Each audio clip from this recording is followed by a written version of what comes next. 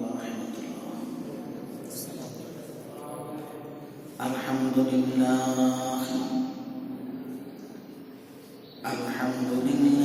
nahmaduhu wa nasta'inuhu wa nastaghfiruhu wa nu'minu bihi wa natawakkalu alayhi wa na'udzu billahi min shururi anfusina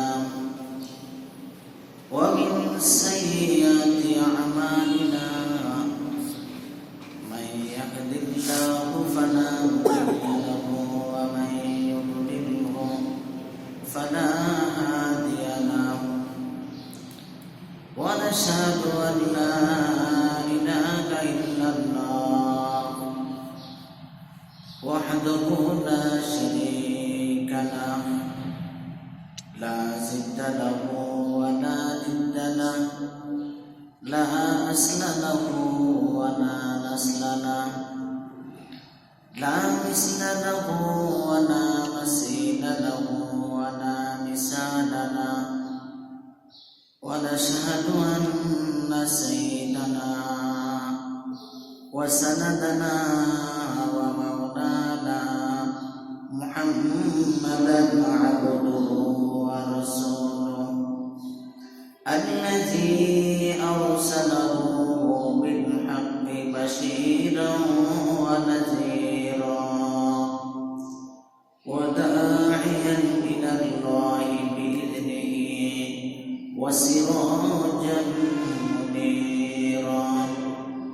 Amma ba'du faqad qala Allah ta'ala fi kalamihi al-majid wal furqanil hamid. A'udzu billahi minasy syaithanir rajim. Bismillahirrahmanirrahim. Iqra' bismi rabbikal ladzi khalaq. Sadaqallahul azim. Inna Allaha wa malaikatahu yusalluna 'alan nabi ya ayyuhalladzina amanu sallu 'alaihi wa sallimu taslima. Allahumma salli 'ala sayyidina maulana Muhammad wa 'ala ali sayyidina maulana Muhammad. Allahumma salli 'ala maulana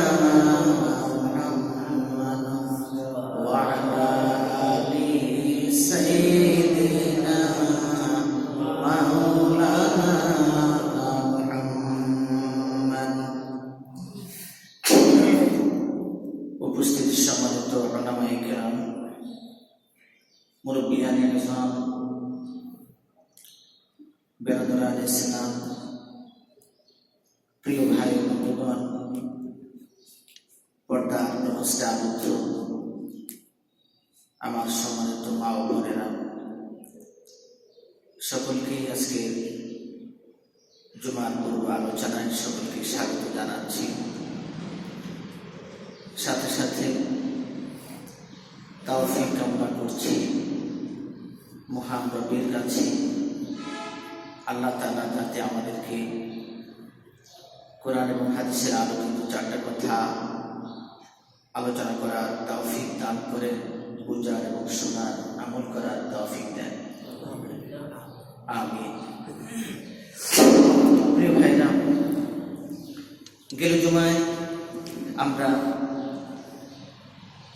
মানবিক জীবনে একটা গুরুত্বপূর্ণ দিক আলোচনা করেছিলাম যে চতুষ্পদ জন্তু এবং মানুষের মধ্যে মৌলিক পার্থক্যটা কোন জায়গায়, এবং মানুষ তার কাজের হিসাব দিতে হবে কেন, মানুষের বিচার কেন হবে। নিশ্চয়ই আপনাদের খেয়াল আছে আমরা গেল জুমায় এই বিষয়ে কি বলেছিলাম। চতুষ্পদ জন্তুর মধ্যে যে সমস্ত স্বভাবজাত বৈশিষ্ট্য রয়েছে, যে সমস্ত খাসলত রয়েছে, স্বভাব রয়েছে, এ সবগুলো স্বভাব মানুষের মধ্যেও আছে, মানুষের মধ্যেও আছে। পার্থক্যটা শুধু একটা জায়গায়, যে মানুষ চতুষ্পদ জন্তু তার অধিকার স্বার্থ রক্ষা করার জন্য তার যে মানসিকতা, এই মানসিকতাটাকে চতুষ্পদ জন্তু নিয়ন্ত্রণ করার ক্ষমতা রাখে না। আর মানুষ তার স্বভাবজাত তার অধিকার রক্ষার যে প্রবণতা, মানুষ ইচ্ছা করলে তার এই অধিকার রক্ষার প্রবণতাটা ইচ্ছা করলে মানুষের কল্যাণে, অন্যের কল্যাণে সেইটাকে বিসর্জন দেওয়ার ক্ষমতা রাখে, যেটা চতুষ্পদ জন্তু রাখে না। এই কথাটা মনে আছে সবার? আবার এই কথাটাও বলেছি, মানুষ যখন আত্মনিয়ন্ত্রণ হারিয়ে ফেলে, তার অধিকার রক্ষার জন্য, তার প্রভাব বিস্তার করার জন্য নিজেকে কন্ট্রোল করতে না পেরে সে যখন অন্যের উপরে চড়াও হয়, তখন চতুষ্পদ জন্তুর সাথে মানুষের স্বভাবটাও মিলে যায়। তাহলে পাশবিকতা আর মানবিকতা শুধু এই কারণে মানুষকে পশুত্ব থেকে বের করে এনেছেন আল্লাহ তাআলা, এই একটা জিনিসের ক্ষমতা দিয়ে। যে মানুষ আত্মনিয়ন্ত্রণের ক্ষমতা রাখে, চতুষ্পদ জন্তু আত্মনিয়ন্ত্রণের ক্ষমতা রাখে না। এই জন্যই পশু আর মানুষ, এই জন্যই পশুত্ব আর মনুষ্যত্ব। তো মানবীয় জীবনে পশুত্বের সব স্বভাব আছে, আবার মনুষ্যত্বের সব স্বভাব আছে। এই দুইটা সমন্বয় করার জন্য তিনটা জিনিসের প্রয়োজন পড়ছিল। কয়টা জিনিস? তিনটা জিনিস বলছিলাম। এক নম্বর, যে মানুষ তার সমাজের সব ধরনের মানুষের সাথে একটা স্বাভাবিক সুসম্পর্ক গড়ে তোলার কি করে গড়ে তুলবে, যাতে তার স্বাভাবিক স্বার্থ কি হয়, ক্ষুণ্ণ না হয়। অর্থাৎ সমাজের সব ধরনের মানুষের সাথে যদি মানুষ স্বাভাবিক একটা সুসম্পর্ক গড়ে না তোলে, তখন ভাইকেও ভাই মারতে আসে, প্রতিবেশীকেও প্রতিবেশী মারতে আসে। প্রতিবেশীর বাসায় আগুন লাগলে প্রতিবেশী দৌড়ে যায় না, তার কারণ তার মধ্যে মানবিকতা নেই। মানবিকতা, তার সামনে মানুষ করে যায়, সে দৌড়ে যায় না। তার মানে মানুষের প্রতি তার মানুষের দরদ থাকে না, মায়া থাকে না। আরেকটা জিনিস বললাম যে ভয়ের বিভিন্ন দিক আছে। এর মধ্যে চূড়ান্ত ভয় হচ্ছে মানুষের মধ্যে আল্লাহর ভয় থাকতে হবে। আল্লাহর ভয় থাকতে হবে। আল্লাহর ভয় যদি না থাকে, তাহলে পৃথিবীর কোনো আইন, আদালত, শাসন, প্রশাসন, আইন, কানুন তাকে রক্ষা করতে পারবে না। এ বিষয়ে আরো একটু কথা আছে। আরেকটা বিষয় বললাম যে মানুষের জ্ঞান থাকতে হবে। কি থাকতে হবে? জ্ঞান থাকতে হবে। মানুষকে সত্যিকারের মানুষ হিসাবে গড়ে তুলতে, সৎ এবং সত্যিকার মানুষ হিসাবে গড়ে তুলতে তার মধ্যে সঠিক জ্ঞানের বিকাশ ঘটানো অতি জরুরি। কি জ্ঞানের? সঠিক জ্ঞান। কি জ্ঞানের? সঠিক জ্ঞানের বিকাশ তার মধ্যে ঘটাতে হবে। অজ্ঞতা অথবা বিকৃত জ্ঞান মানুষকে বিপদগামী করে। অজ্ঞতা এবং মূর্খতাও মানুষকে বিপদগামী করে। অথবা বিকৃত জ্ঞান, যে জ্ঞান তাকে আল্লাহর দিকে ধাবিত করে না, যে জ্ঞান আল্লাহর অনুশাসনের দিকে তাকে ধাবিত করে না, যে জ্ঞান তার বিবেকের মধ্যে বাধা সৃষ্টি করে না, যে জ্ঞান মানুষের প্রতি সহমর্মিতা প্রকাশ করতে পারে না, যে জ্ঞান মানুষের আত্মমর্যাদা উপলব্ধি করতে শেখায় না, এটাকে বিকৃত জ্ঞান বলা হয়। এটাকে কি বলা হয়? যেমন বুঝার জন্য বলছি, আমার কেউ গায়ে দিয়ে মারবেন না, কিন্তু আমাকে বলেছে। যেমন আমাদের দেশের টেলিভিশন খুললে দেখা যায় অনেক সময় টক শোতে কিছু পাঠা ছিলেন, পাঠা নামক বুদ্ধিজীবী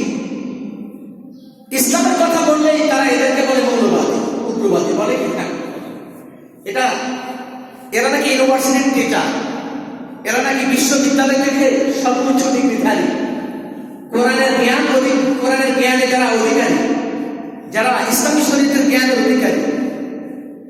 কথা বুঝতে পেরেছেন? ইসলামের কথা বললেই, মানবাধিকারের কথা বললেই, দুর্নীতির বিরুদ্ধে বললেই তারা বলে যে এরা মৌলবাদী, এরা স্বাধীনতার বিরুদ্ধে। কথা বুঝতে পেরেছেন? এগুলো জ্ঞান আছে, তবে এদের বিকৃত জ্ঞান, যে জ্ঞান তাদেরকে আদর্শের পথে ধাবিত করে না, যে জ্ঞান সত্যকে সত্য বলার সাহস যোগায় না, যে জ্ঞান ভালোকে ভালো বলার সাহস যোগায় না, যে জ্ঞান দুর্নীতির বিরুদ্ধে কথা বলতে শেখায় না, যে জ্ঞান জুলুমের বিরুদ্ধে লড়তে শেখায় না, সেটাই বিকৃত জ্ঞান। এ ধরনের জ্ঞান মানুষকে বিপদগামী করে, এ ধরনের জ্ঞান মানুষকে জাহান্নামের দিকে ধাবিত করে। এ ধরনের জ্ঞানের মানুষগুলো আসলেই অমানুষ, এরা মানুষের করতে যাবো, এদের মধ্যে না। কথা ক্লিয়ার? কারো বিরুদ্ধে বলেছি, আপনি যদি মাইক আনেন আপনার বিরুদ্ধে বলছি, আপনি মাইক নেন, আমার কোনো কিছু যায় আসে না। আপনি টয়লেটের টাঙ্কিতে ডুব দিয়ে কারো ভালো করে গায়ে মাখেন, আমার কিছু যায় আসে না। এটা আমার কথা নয়, কোরআনের কথা। কোরআনের কথা বলা আমার দায়িত্ব।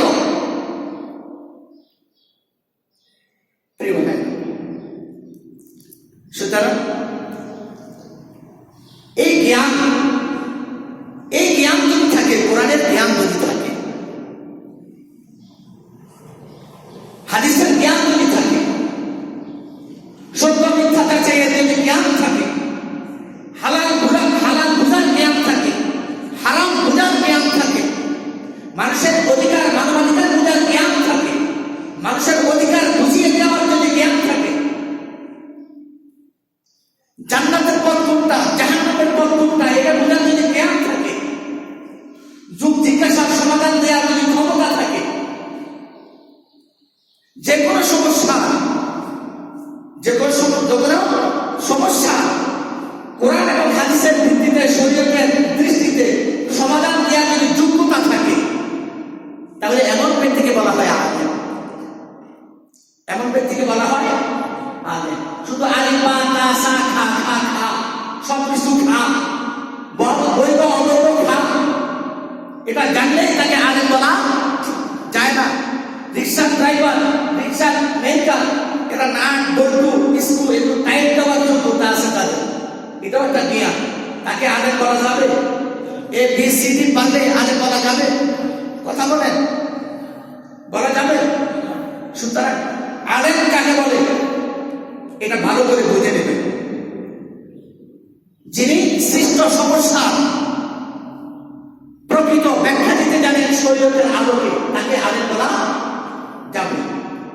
আমাদের দেশে সাধারণত আলেম হওয়ার জন্য 18 বছর 22 বছর সময় লাগে।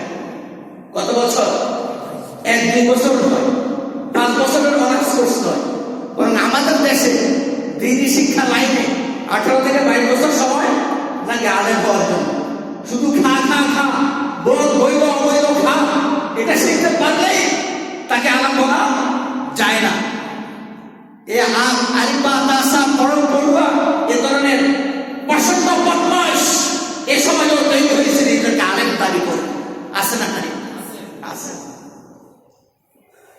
অর্থাৎ ব্যক্তি নিজের আত্মপরিচয় বোঝে না, এত পাপিষ্ঠ, তাদের মধ্যে বিকৃত জ্ঞান। কি জ্ঞান? যে জ্ঞান তাকে সঠিক পথে পরিচালিত করে না, সেটাই বিকৃত জ্ঞান। কথা ক্লিয়ার? সুতরাং যে জ্ঞান আত্মমর্যাদা তৈরি করে না, যে জ্ঞান নিজের প্রতি দায়িত্ব আছে কিনা নাই সেটা বোঝায় না, যে জ্ঞান পরিবারের প্রতি আমার দায়িত্ব কি সেদিকে আমাকে তাড়িত করে না, যে জ্ঞান সমাজের মানুষের প্রতি আমার কোনো দায়িত্ব আছে কিনা সেটাকে আমাকে উপলব্ধি করায় না, যে জ্ঞান রাষ্ট্র এবং সমাজের প্রতি আমার কোনো দায়িত্ব আছে কিনা সৎভাবে সেটাকে তাড়িত করে না, যে জ্ঞান দুর্নীতি করার পরও তার বিবেকের মধ্যে কোনো রকমের বাদ সাধে না, তাকে বাধা দেয় না, এটাই হলো বিকৃত জ্ঞান। এই ধরনের জ্ঞান পাপীদের হাত থেকে 100 ভাগ দূরে থাকতে হবে। এই ধরনের জ্ঞান পাপীদেরকে বয়কট করতে হবে। এই ধরনের জ্ঞান পাপীদের কাছে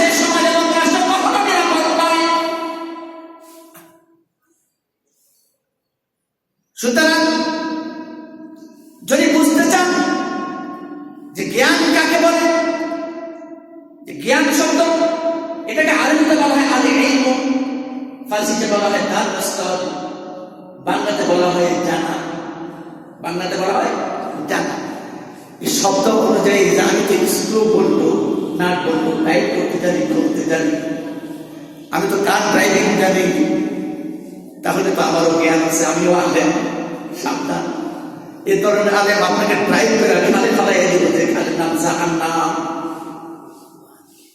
কথা ক্লিয়ার? এই জন্য এই তিনটি বিষয়ের সমন্বয় কি বলছি? সামাজিক সুসম্পর্ক, আরেকটা বলছি কি কথা বলেন, আরেকটা বলছে আল্লাহর ভয়, আর আরেকটা হচ্ছে জ্ঞান। এই তিনটার সমন্বয়ে আপনি কি করতে পারবেন? মনুষ্যত্ব আর পশুত্বের মধ্যে একটা ব্যালেন্স তৈরি করতে পারবেন। এই তিনটা জিনিস, এই তিনটা জিনিসের সৃষ্টি করা, সংরক্ষণ করা এবং শক্তিশালী করার জন্য সালাতুল জুমআ বা সালাত এবং খুতবা মানুষের মধ্যে সামাজিক সুসম্পর্ক গঠনের ক্ষেত্রে, মানুষের মধ্যে আল্লাহর ভয় জাগ্রত করার ক্ষেত্রে, মানুষের মধ্যে কোরআন এবং হাদিসের জ্ঞান দানের ক্ষেত্রে আমাদের 5 ওয়াক্ত সালাত, সালাতুল জুমআ এবং জুমার খুতবা একটা গুরুত্বপূর্ণ ভূমিকা রাখে মানুষদেরকে সঠিক পথে পরিচালনা করার জন্য। এই জন্য বর্তমান সমাজ থেকে দুর্নীতি, সহিংসতা ইত্যাদি প্রতিরোধ করার জন্য বহুমুখী প্রচেষ্টা চলছে। কি? দুর্নীতি, সহিংসতা ইত্যাদি প্রতিরোধ করার জন্য বহুমুখী প্রচেষ্টা চলছে।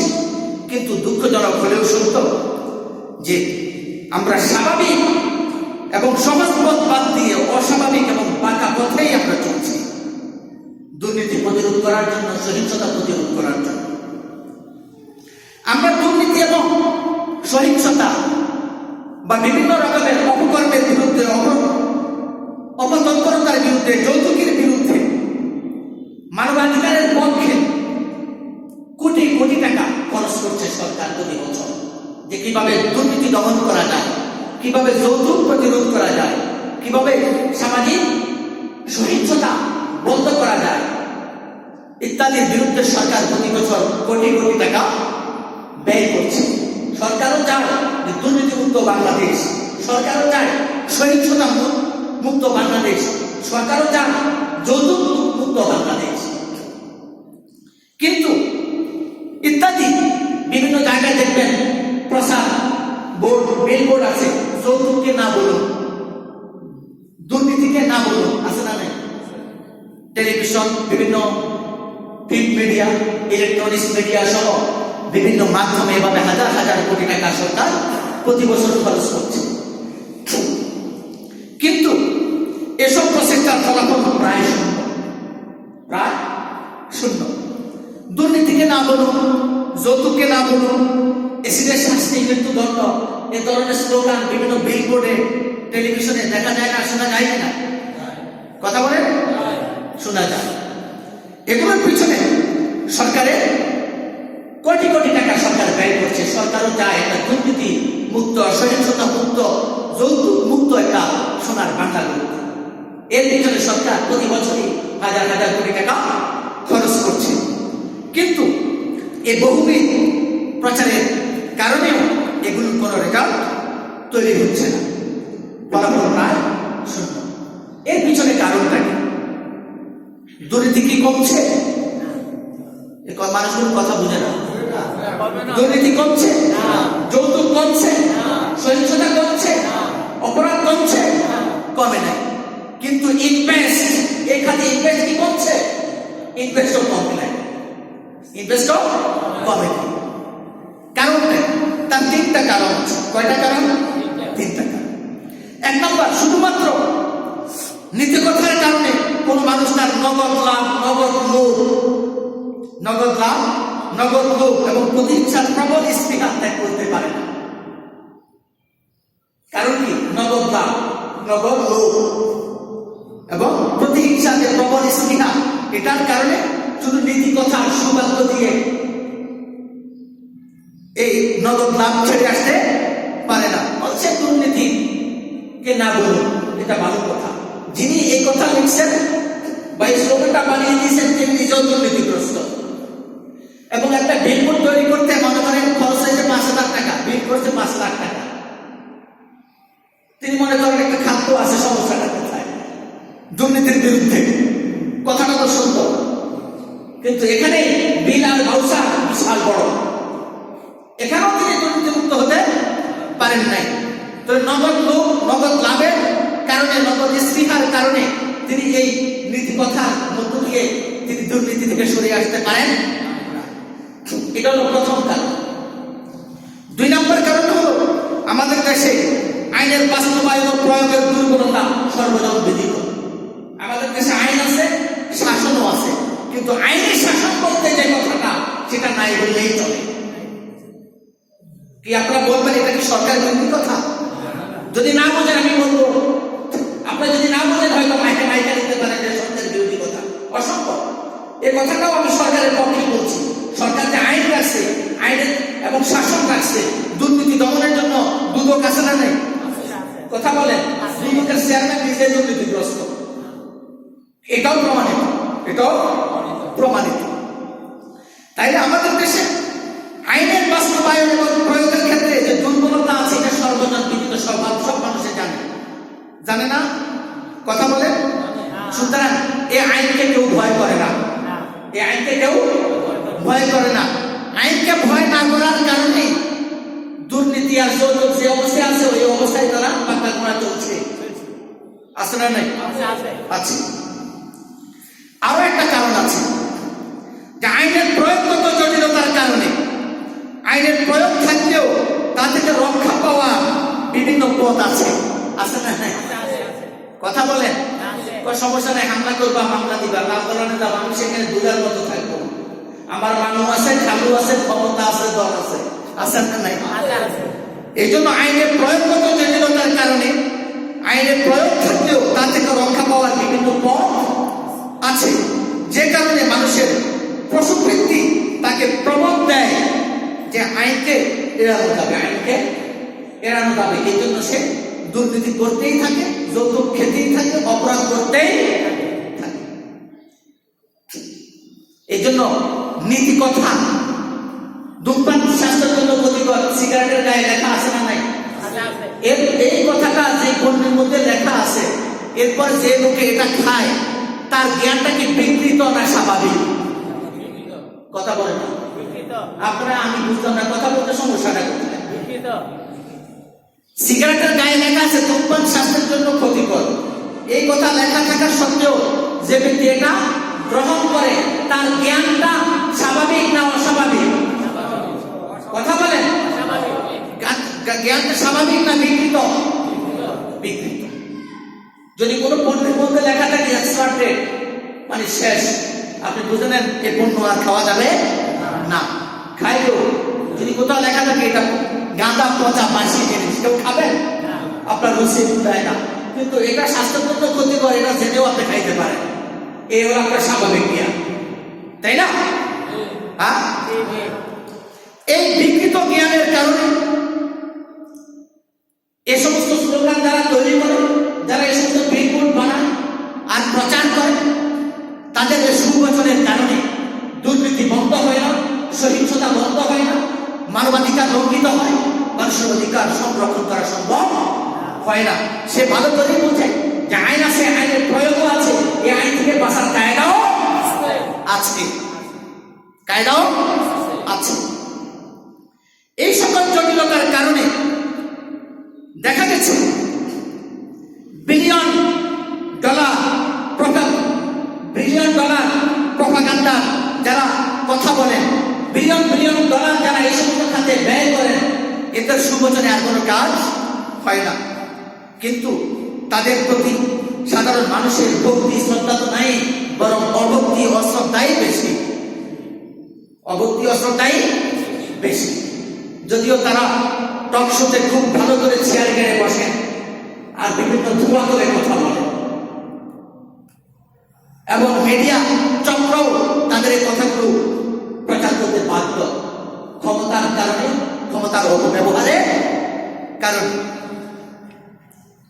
পক্ষান্তরে এই বিলিয়ন ডলার প্রপাগান্ডার পরিবর্তে যদি সাধারণ মানুষদেরকে মসজিদমুখী করা সম্ভব হতো, সাধারণ মানুষদেরকে যদি মসজিদমুখী করা সম্ভব হতো, তাহলে মসজিদে বসিয়ে তাদেরকে কোরআনের কথা শেখানো যেত, হাদিসের কথা বলা যেত, সুন্দর সোনালী সমাজ বিনির্মাণের কথা শেখানো যেত, রাসূলের আদর্শের কথা বলা যেত, সাহাবীদের চরিত্রের কথা তুলে ধরা সম্ভব হতো, সুন্দর সোনালী সমাজ কিভাবে নির্মাণ করা সম্ভব তাদেরকে বোঝানো সম্ভব হতো, নামাজি মানুষদেরকে সমাজের দায়িত্ব দেওয়া সম্ভব হতো, তাহলে এই সমাজ থেকে দুর্নীতিকে বয়কট করা সম্ভব হতো। কথা ক্লিয়ার? যে বলছেন একজন, তার মানে একজনে বুঝলেন। এই জন্য জুমার খুতবা, মসজিদের মিম্বরকে মানুষের চরিত্র গঠনের একটা মাধ্যম মনে করতে হবে। সমাজের মানুষদেরকে মসজিদমুখী করতে পারলে মানুষ নামাজি হবে, এখানে নীতিকথা শেষ করবে, নীতিকথার কারণে তার মনে মনে তার একটা আল্লাহর ভয় জাগ্রত হবে, আল্লাহর ভয় যে পর্যন্ত করে ইমানদারের মধ্যে জাগ্রত না হবে সে ওই পর্যন্ত দুর্নীতি করতেই থাকবে, যৌতুক খেতেই থাকবে, মানবাধিকার লঙ্ঘন করতেই থাকবে, অপরাধ করতেই থাকবে, মানুষের অধিকার সে কেড়ে নেবে, মানুষকে সে মানুষ মনে করবে না, অন্যের উপরে সে ঝাঁপতে পড়বে, জুলুম করবে, অত্যাচার করবে, মানুষের অধিকার সে কেড়ে নেবে। সুতরাং মানুষের মধ্যে যদি আপনি আল্লাহর ভয় জাগ্রত করতে হয়, মানুষকে মসজিদমুখী করতে হবে, সালাতমুখী করতে হবে, মানুষদেরকে কোরআন এবং হাদিসের শিক্ষায় সমৃদ্ধ মানুষ বানাতে হবে, তাহলেই সম্ভব দুর্নীতিমুক্ত সমাজ, দুর্নীতিমুক্ত বাংলাদেশ গড়ে তোলা, তাহলেই সম্ভব। কথা ক্লিয়ার? এই জন্য মানুষদেরকে মসজিদমুখী করতে হবে। এই জুমার দিনেও এখনো যারা মসজিদে আসতে পারে নাই, তার মধ্যে আল্লাহর ভয় নাই, সুতরাং সে জালিম হবে, সে দুর্নীতিবাজ হবে, সমাজকে অন্যের অধিকার মেরে দিতেই পারে। কথা বুঝতে পেরেছেন? এই জন্য সন্ত্রাস মুক্ত বাংলাদেশ করতে চান, জঙ্গিবাদ মুক্ত বাংলাদেশ করতে চান, দুর্নীতি মুক্ত বাংলাদেশ করতে চান, যৌতুক মুক্ত বাংলাদেশ করতে চান, ঘুষ এবং দুর্নীতি মুক্ত যদি স্বাভাবিক সমাজ ব্যবস্থা, রাষ্ট্র ব্যবস্থা গঠন করতে চান, মানুষদেরকে মসজিদমুখী করতে হবে, মানুষদেরকে কোরআন হাদিসের শরীয়তের জ্ঞানে সমৃদ্ধ করতে হবে, মানুষের মনে মনে আল্লাহর ভয় জাগ্রত করতে হবে, সুবচন দিয়ে, নীতি কথা দিয়ে, বিলবোর্ডটা দিয়ে, বিলিয়ন প্রপাগান্ডা দিয়ে, হাজার কোটি টাকা ইনভেস্ট করে মানুষের চরিত্র পরিবর্তন করা সম্ভব হবে না। কথা বুঝতে পেরেছেন? এই জন্য খতিব সাহেবদের গলা চিনতে করলে কোরআনের কথা যেন বলতে না পারে, এই কর্মসূচি বাস্তবায়ন করা দরকার, তাই না? হ্যাঁ, প্রিয় ভাইরা, এবারে আসুন, তাহলে তিনটা জিনিস বললাম, এর মধ্যে সর্বশেষ ফর্মুলা হল জ্ঞান। যে মানুষটা জানেই না যে দুর্নীতি করলে এটা অন্যের অধিকার কেড়ে নেওয়া হয়, দুর্নীতি করলে এটা সমাজের মানুষের অধিকার কেড়ে নেওয়া হয়, দুর্নীতি করলে রাষ্ট্রের একটা অধিকার কেড়ে নেওয়া হয়, এই কথাটা যার বুঝার কোনো কায়দা নেই, তার কি বিকৃত জ্ঞান নয়? সে কি নিজের বিবেকের কাছে ধরাশায়ী হয়? কখনো হয় না। এই জন্য জ্ঞান শরীয়তের মানদণ্ডে জ্ঞান থাকতে হবে। আলেম বলা হবে ওই ব্যক্তিকে যে সৃষ্ট সমস্যা সমাধান করতে পারে শরীয়তের মাধ্যমে, শরীয়তের দৃষ্টিতে যে সৃষ্ট সমস্যা বাস্তব ব্যাখ্যা দিতে পারেন শরীয়তের আলোকে, তাকে আলেম বলা যায়। এই আলিমা তা খা দুনিয়ার সবকিছু খা, দুর্নীতিমুক্ত বাংলাদেশ করা সম্ভব হবে না তাদেরকে দিয়ে, তারা সবকিছুই খায়, তাদের কাছে হালাল হারামের বিচার নাই। এই জন্য আমাদেরকে আলেম বানাতে হবে, নিজেরা আলেম বলতে হবে। আপনারা তো এখন মাদ্রাসায় পড়ানোই ছেড়ে দিয়েছেন, বল মাদ্রাসাতে পড়ে তো গরিব এতিমরা, গরিব এবং এতিমরাই মাদ্রাসায় পড়ে, করে কিনা? যারা বিদ্বেষপূর্ণ করে, বিদ্বেষ মানসিকতা নিয়ে কথা বলে, আল্লাহর কসম করে বললেও তার ঈমান থাকবে না। যদি বিদ্বেষ পোষণ করে কথা বলে যে মাদ্রাসায় পড়ে তো গরিব এতিমরা, স্বাভাবিক সুস্থ এবং সামর্থ্যবানরা মাদ্রাসায় পড়ে না, একথা যদি কেউ বিদ্বেষ মনোভাব নিয়ে বলে তার ঈমান থাকবে না। গরিবের একজনকে তিরস্কার করেন, তাহলে স্বয়ং এই কথা আল্লাহ রাসূল সাল্লাল্লাহু আলাইহি ওয়াসাল্লামের মাথার উপরে পড়ে। ফাআম্মাল ইয়াতীমা ফালা তাকহার, ফাআম্মাল ইয়াতীমা ফালা তাকহার, সূরা দুহার আয়াত। আল্লাহ তাআলা নিজেই বলেন, আল্লাহ রাসূল যে আপনি তো এতিম ছিলেন, আপনি তো এতিম ছিলেন, সুতরাং আল্লাহ রাসূল এতিম ছিলেন। আল্লাহ রাসূল চাচা আবু তালেবের কাছে লালিত পালিত হয়েছে, দাদার কাছে লালিত পালিত হয়েছে, অন্যের আশ্রয়ে বড় হয়েছে।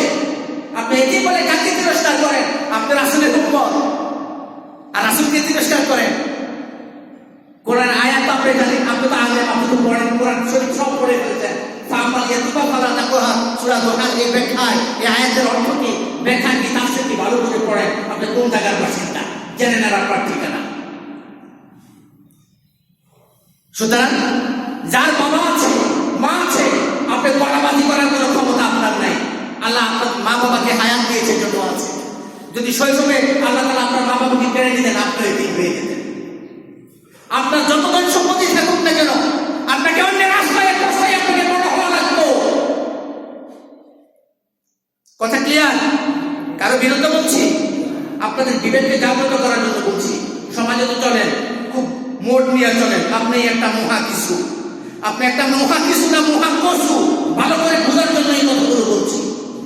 কারো মান সম্মান বিকিয়ে দেওয়ার জন্য কথা বলা আমার অভ্যাস নেই, আমি বলিও না। আপনার বিবেককে জাগ্রত করার জন্য বলছি। আপনার সম্মান বজায় রেখে আপনি সমাজে চলবেন, আপনার সম্মানটা যাতে ঠিক থাকে, সমাজের সব ধরনের মানুষ যাতে আপনাকে মর্যাদা দিয়ে চলতে পারে, এই জন্য আপনার বিবেকটাকে জাগ্রত করার জন্য কথা বলছি। প্রিয় ভাই, আল্লাহ রাসূল বলেন, আল উলামা ওয়ারাসাতুল আম্বিয়া। আল্লাহ রাসূল বলেন, আল উলামা ওয়ারাসাতুল আম্বিয়া, আলেমরা হচ্ছে নবীদের ওয়ারিস। এই কথাটা আপনারাও জানেন, জানেন না? নবীরা দুনিয়া থেকে যাওয়ার সময় পাহাড় সমান সম্পদ রেখে গেছে। এই সম্পদের ওয়ারিস হচ্ছে আলেমরা, তাই না? কি জি? এই যে কথা বোঝেন না, কথা ঠিক মতো শুনবেন, জি জি বলবেন না, কথা বোঝার পরে জি বলবেন। নবীরা দুনিয়া থেকে যাওয়ার সময় পাহাড় পরিমাণ সম্পদ রেখে গেছে। এই সম্পদের ওয়ারিস আলেমরা। ঠিক আছে কথা? এই যে এখন কথা বলুন, কথা ঠিক আছে? নবীরা পৃথিবীতে যাওয়ার সময় পাহাড় পরিমাণ সম্পদ রেখে গেছেন। তাই আল্লাহ রাসূল বলছে, উলামায়ে কেরাম নবীদের ওয়ারিস। তাহলে কিসের ওয়ারিস? সম্পদ রাইখে দেয় নাই তো ওয়ারিস কিসের? দাফন করার ওয়ারিস। আল্লাহ রাসূল বলেন, ইন্নাল আম্বিয়া লাম ইওয়ারিসু দিনার ওয়ালা দিরহামা। কোন নবীরা কোন দিনার দিরহামের ওয়ারিস বানায়া যায় না, তাদেরকে ধন সম্পদের ওয়ারিস বানায়া যায় নাই। অর্থাৎ ধন সম্পদ রাইখাও যায় না, ওয়ারিস বানায়া যায় না। এরপরে বলেন, ইন্নামা ওয়ারিসুল ইলমা ফামান আখাযা বিহি আখাযা বিহাদ্দিল ওয়াফি। আল্লাহ রাসূল বলেন যে তাদেরকে আমি দেখাম এবং দিনারের টাইম পার হয়ে গেছে না। আচ্ছা, এই বিষয়ে আগামী জুমায় কথা বলবো। আলহামদুলিল্লাহ, আমি খেয়াল করে নিই।